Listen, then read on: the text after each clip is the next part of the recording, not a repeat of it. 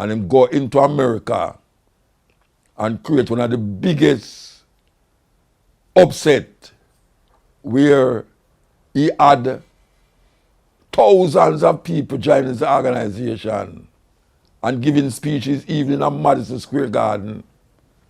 Madison Square Garden was a place where a whole heap of people don't even know, say, Marcus Garvey full them place, they talk, not performing, talk. I don't know which speaker now, anywhere in Jamaica can go in a Madison Square Garden and just talk. Why did Marcus Garvey, one of the greatest Pan-African leaders in history, never step foot on African soil? How could the man who ignited the largest black nationalist movement, who dreamed of a self-sufficient Africa for Africans, never set foot in the land of his ancestors? Was he blocked? Betrayed? Or was Africa never his true destination?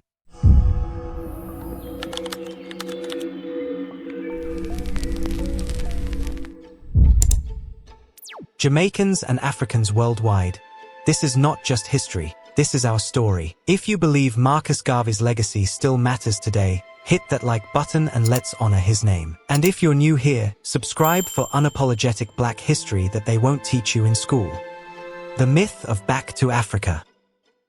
Many believe that Garvey's entire mission was to send black people back to Africa. But what if I told you that's not the full truth?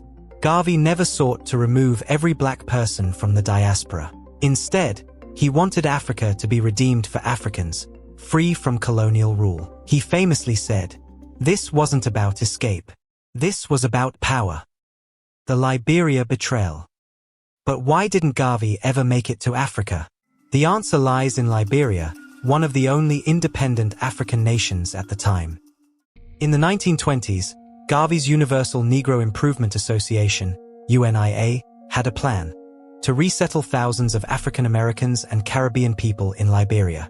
He even sent envoys to negotiate land, businesses, and a self-sustaining community. For a while, Liberia's government seemed open to the idea. But something happened. By 1924, the dream was crushed.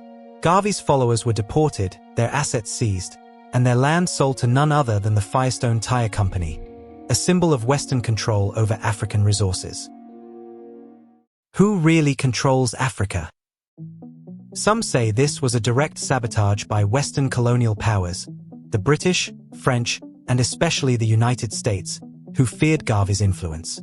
They saw his movement as a threat to their rule over Africa. And so, they made sure that Liberia, the gateway to Africa, was closed to him. The targeting of Garvey. Garvey's dream was too big for the world to allow.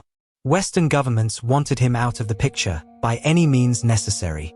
The FBI, under J. Edgar Hoover, launched one of its first ever surveillance programs just to take him down.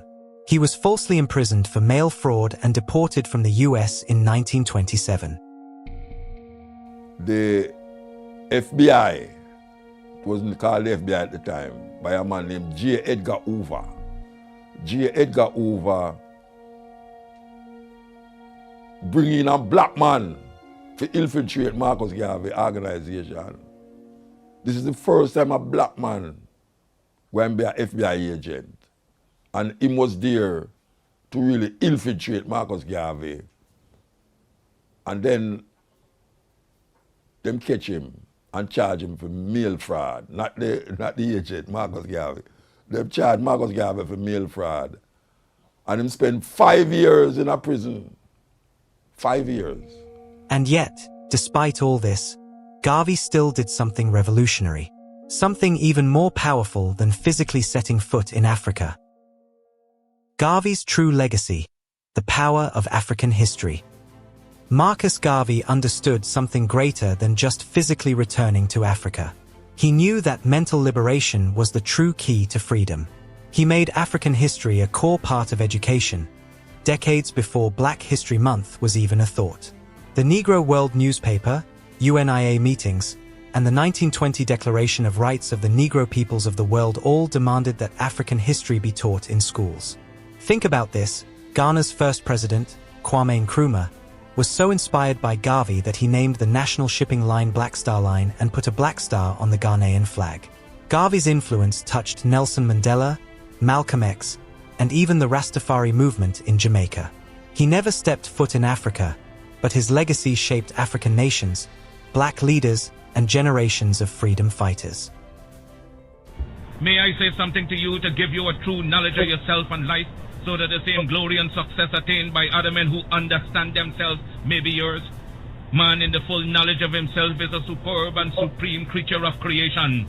When man becomes possessor of the knowledge of himself, he becomes master of his environment, the captain of his own ship, the director of his own destiny, the accomplisher of his own ends. So now you know the truth. Marcus Garvey didn't just dream of going to Africa. He fought for Africa to stand on its own. And for that, he was targeted, betrayed, and erased from mainstream history. But WE will not forget. If you're proud of Marcus Garvey's legacy, type Africa for Africans in the comments.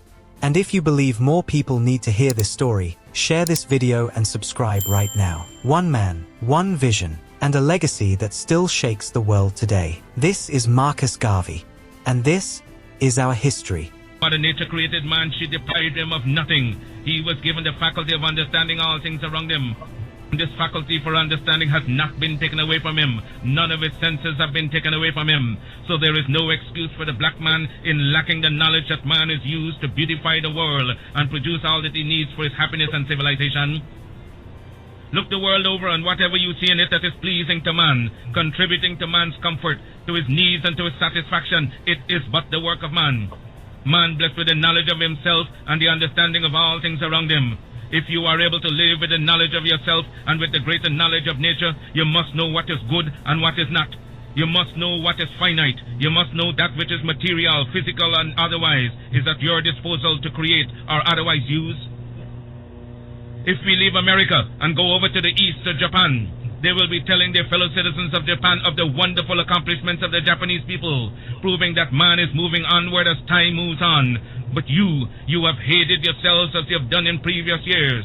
You have shown malice, prejudice, and hate to each other. And the result is that while other races have made progress, while India has made progress towards nationalism, while Ireland has made progress towards republicanism, while the whole world has made progress in man's accomplishments, you still stand fighting yourselves, dishonoring yourselves, showing no disposition toward that higher life so that you will be abundantly blessed.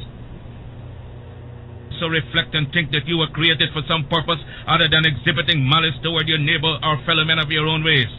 What a pity it is that we cannot stand united without a written law.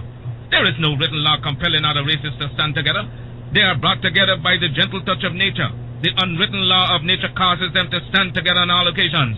So wheresoever you find them in the field, that one gentle touch of nature causes them to stand together, if need be, die together. But